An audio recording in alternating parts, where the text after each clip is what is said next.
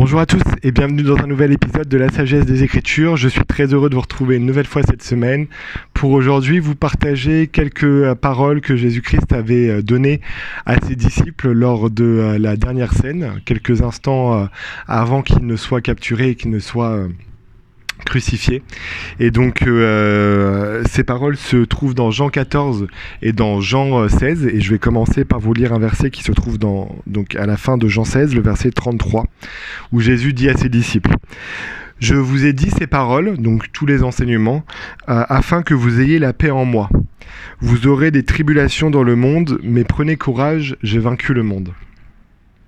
Alors pourquoi je voulais vous partager ce verset, c'est parce que en fait je trouve que c'est des belles paroles d'encouragement que Jésus laisse à ses apôtres avant de partir. Il leur rappelle bien que malgré qu'ils aient été fidèles au Christ et qu'ils aient été obéissants, ils auront quand même des tribulations dans le monde. Et en fait c'est ce qu'on avait vu récemment, mais ça va être le lot de tout le monde d'avoir des difficultés, d'avoir des problèmes. C'est le lot de tout un chacun. Qu'on soit disciple du Christ ou qu'on ne le soit pas, qu'on serve Dieu ou pas, dans tous les cas, on aura tous notre lot de tribulations. Mais ce qui est intéressant, c'est qu'en fait, Jésus, il résume pourquoi il a donné tous ses enseignements. Il a dit « Je vous ai dit ces choses afin que vous ayez la paix en moi ». Et donc en fait, tous les enseignements du Christ n'ont qu'un seul objectif, c'est de nous apporter la paix.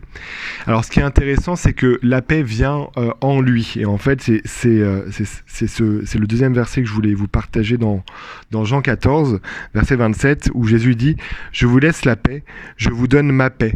Je ne vous donne pas comme le monde donne, que votre cœur ne se trouble point et ne s'alarme point. » Et en fait, c'est la première partie où Jésus dit « Je vous laisse la paix, je vous donne ma paix ».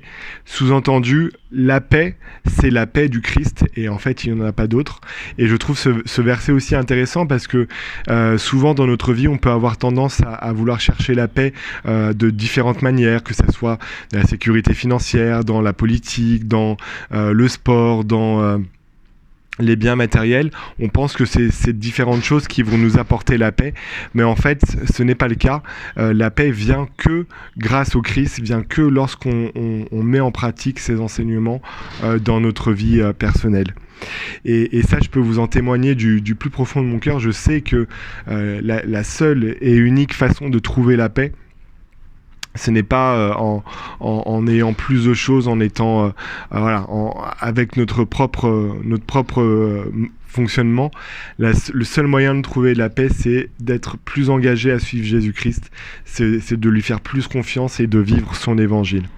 Et c'est le petit défi et l'invitation que je nous lance pour cette semaine, c'est que si on a besoin de plus de paix, et tout le monde sait qu'on en a définitivement besoin dans ce monde où les tumultes sont croissants, et c'est de nous rapprocher de Jésus-Christ. Donc cette semaine, essayons de plus le prier, essayons de mieux le connaître en lisant plus les Écritures, la Bible ou le livre de Mormon, essayons de mettre en pratique ses commandements, et je nous fais la promesse que si on fait ces petites choses-là, on verra la différence dans nos vies.